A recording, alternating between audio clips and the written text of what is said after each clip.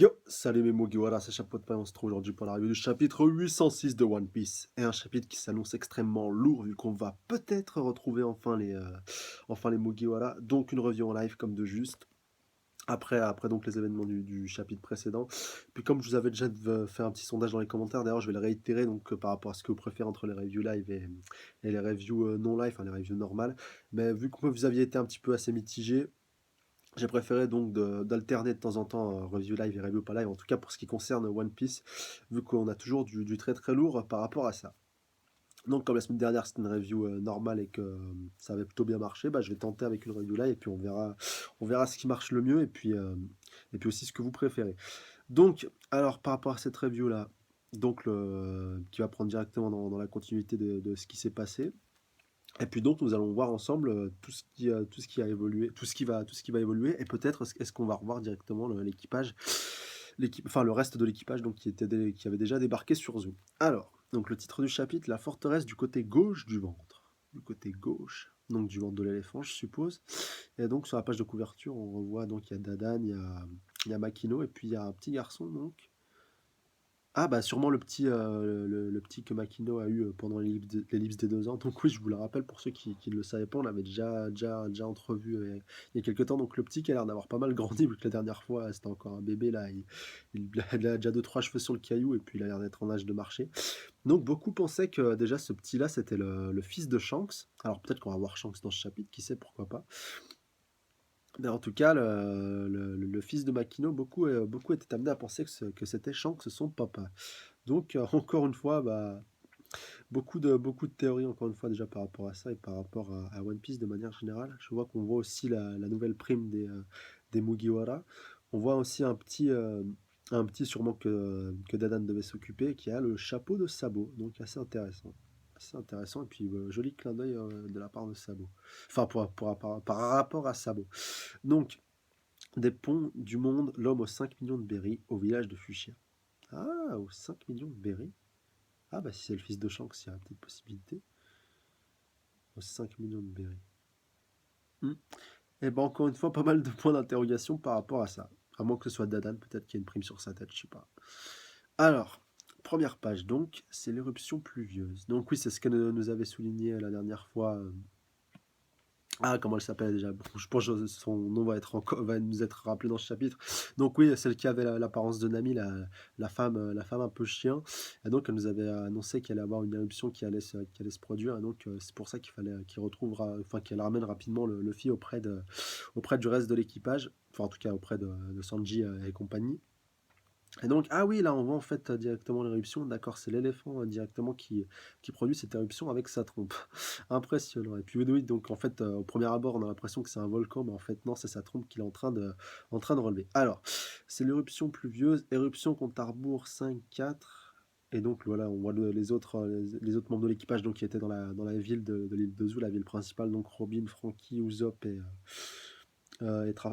Zoro et Law aussi, Trafalgar. Donc, alors quoi? Mais c'est un déluge. Mais avec toute cette eau, on risque d'être inondé, comme le précise Robin. Alors. Donc, ils se font directement en fait asperger par l'eau donc qui se trouvait dans la trompe dans la trompe de l'éléphant et donc ça recouvre toute la ville. Alors, pendant ce temps, du côté de la patte gauche de l'éléphant. Ah donc on retrouve donc Kinemon et Kanjuro donc qui sont avec leur petit ninja donc qui sont en train de remonter progressivement tout en haut de Zoo donc qui avait été je le rappelle donc écarté pendant la première ascension et donc ce coup-ci Kanjuro a l'air d'avoir dessiné une sorte de petit chat donc qui est en train de grimper sur la patte gauche de l'éléphant donc de l'île de Zoo.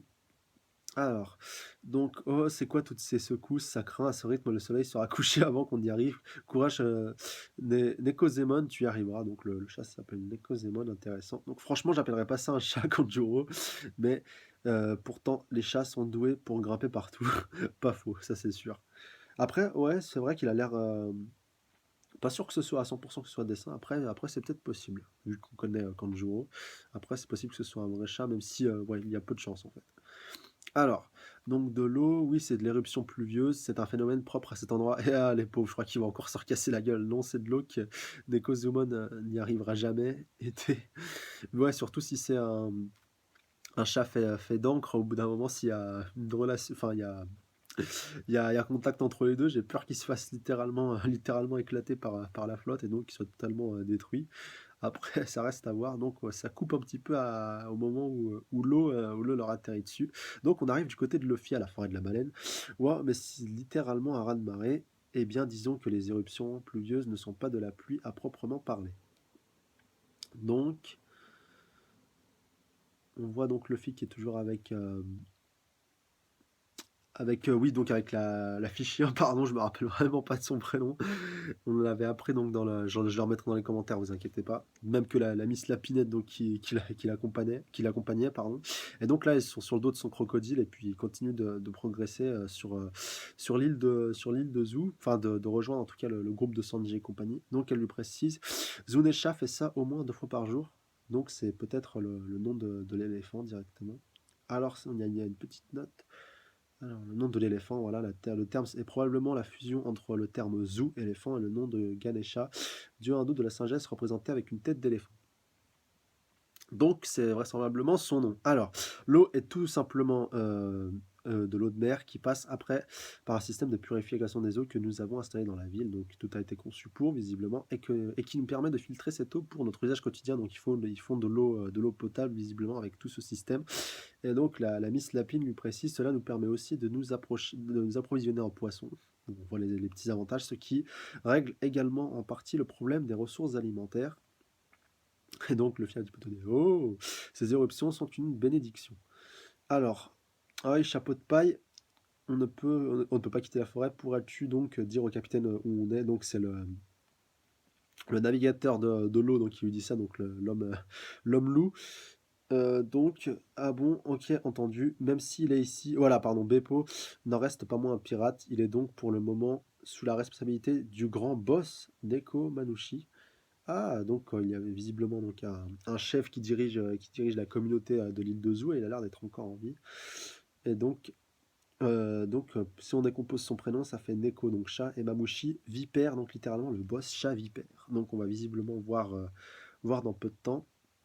Donc on va retourner du côté d'Usopp ce coup-ci, dans la ville de Crow, donc qui est la ville, le cœur même de la ville qui se trouve sur l'île de Zou, donc où se trouve Usopp et le reste le reste de l'équipage.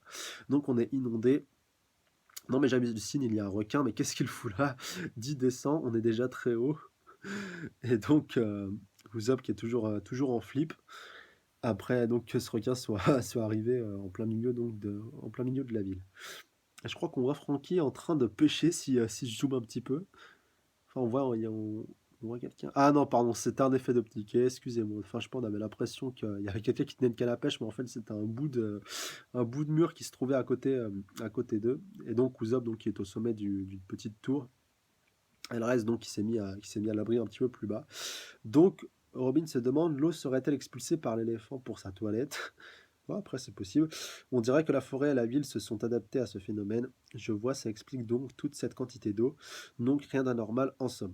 Donc comment pourrait-on s'habituer à une telle pluie? Franchement, si seulement on pouvait trouver tout le monde et se barrer d'ici le plus vite possible. Et donc, Usopp qui voit... Ah, donc avec ses lunettes spéciales, donc il voit un petit peu au loin. Et il a trouvé Luffy.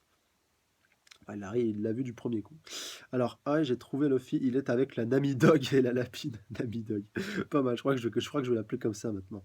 Donc, apparemment, il est tombé dans leur piège et elle l'emmène sans doute à leur QG. Et donc, il a toujours un petit peu flippé. Et donc, il lui demande qu'y a-t-il Usopp.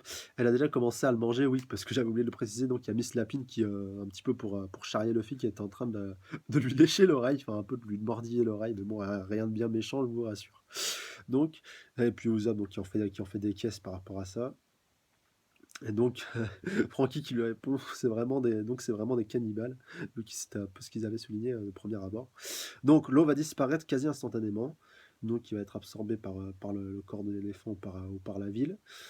Et donc, on regarde en direction d'une sorte de château qui surplombe un petit peu tout ça.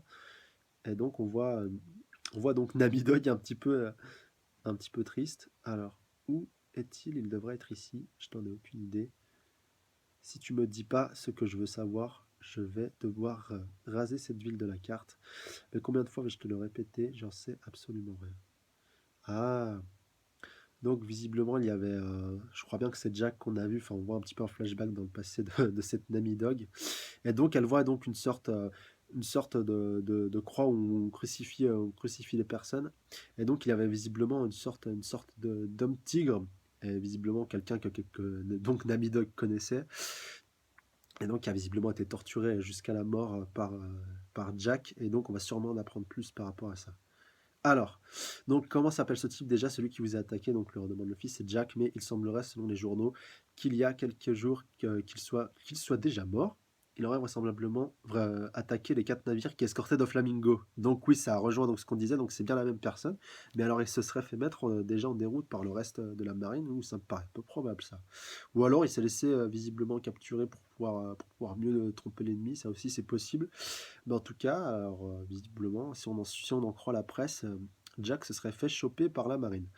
Donc, et selon les dires, il aurait réussi à en couler deux des 4. Quoi, il était donc à Dressrosa? Il est complètement dingue au point de s'attaquer à un navire qui transporte un amiral et un ex-amiral en chef de la marine. Néanmoins, étant donné que son corps n'a pas été retrouvé, sa mort n'est pas certifiée, il est sans doute encore vivant quelque part, on ne lui pardonnera jamais. Alors, ah, donc ouais, son corps n'a pas été retrouvé, donc il y a peu de chances qu'il ait été tué. Peut-être donc qu'il a réussi à libérer le Flamingo. En tout cas, ça ne nous est pas précisé. Là, ça a juste précisé qu'il a attaqué 4 navires qui escortaient donc ouais, 4 navires de la marine, qu'il en a coulé 2. Donc, est-ce qu'il a coulé le bateau Stroé de Flamingo et qu'il a réussi à l'emmener avec lui? Ça, on ne sait pas encore. Alors donc, elle lui précise, on y est presque. Oh, le brouillard commence à s'épaissir. Je me demande si Zoro et les autres seront là, lui dit Luffy. Ils devraient y être, je leur ai dit de nous retrouver à la forteresse. Chambless. Waouh, et donc là, ils arrivent au même moment. Alors, ah, vous êtes là, les gars, Luffy, tu vas bien, t'es encore entier, il ne te manque aucun membre. Et donc, Omis Namidog, lui, là, c'est notre capitaine. Comment avez-vous osé le traiter ainsi? Si vous continuez, vous allez devoir répondre de vos actes, bande de cannibales. Et donc, avant cela, vous êtes prié de nous remettre tous nos camarades. Je vous préviens, ce type est capable de lancer du feu s'il le veut. Et voilà, en voilà des accusations, il semblerait qu'il y ait un malentendu, peu importe, nous y voilà. Alors enfin, peut-être allons donc nous enfin retrouver le reste de l'équipage. Oh, regarde bien à travers le brouillard, je suis le gardien de la forteresse. Qui sont-ils, Wanda? Ce sont eux les intrus qui sont entrés dans la forêt. C'est lui, mais il n'avait aucune mauvaise intention, donc elle parle de Luffy. Il n'a pas sonné la cloche par mégarde, il s'est juste malencontreusement retrouvé dans la forêt. Je vous en prie, ouvrez la porte et prévenez tout le monde que les chapeaux de paille sont arrivés. Oh, ils sont... Et donc là, on va dans la forteresse. Ah, donc on voit Nami donc, sur une sorte, sur une sorte de grand monstre. Enfin, au premier abord, j'ai cru que c'était Jinbei, mais non, je pense pas. En tout cas, sur un gros, un gros nounours. Enfin, c'est pas vraiment un ours, c'est vraiment une sorte de mouton géant. Et donc, il y a Nami qui a l'air de dormir dessus. Je crois qu'on voit Brooke aussi. Donc, il y a Nami, Luffy, ah, Chopper aussi. Donc, Luffy et les autres sont là. Ils sont enfin arrivés. Nami, Luffy est là. Ils ont réussi à arriver sains et saufs. Oh, alors, Chopper en forme un peu habillé comme un monarque. Je crois qu'il a une couronne sur la tête. Et Nami habillée en princesse. Et donc, il est là, c'est vrai, Chopper. Et donc, oui, ils sont à l'entrée. Ah, c'est chouette, vos amis sont arrivés. Ah, pardon. Ah, ouais, donc je crois qu'ils sont avec le boss de l'île. Enfin, c'est possible, je suis pas sûr à 100%, mais c'est possible que ce soit lui. Alors, nous avons des invités d'honneur. Veuillez donc préparer une fête pour recevoir nos bienfaiteurs comme il se doit. Hein? Et donc, alors, Garuchu, bienvenue Garuchu. Donc là, on voit visiblement tous les habitants de l'île de Zou qui sont encore vivants. Donc, bienvenue à vous, chapeau de paille. Donc, ils sont reçus en grande pompe. Waouh! Et donc, ils sont tous un peu choqués. Et quoi? C'est quoi ça? En tout cas, j'adore l'ambiance ici. Donc, tous les chapeaux de paille qui sont, enfin, en tout cas, le reste de l'équipage qui est accueilli vraiment comme des sauveurs. Alors, c'est complètement différent de ce que j'imaginais. Galuchu leur répond Luffy, mais qu'est-ce que ça signifie? Je croyais que vous détestiez les humains, lui demande Zoro. Vous détestez, oui, ceux qui ne savent rien de vous. Vous détestez sans doute, mais de ce que nous avons pu observer.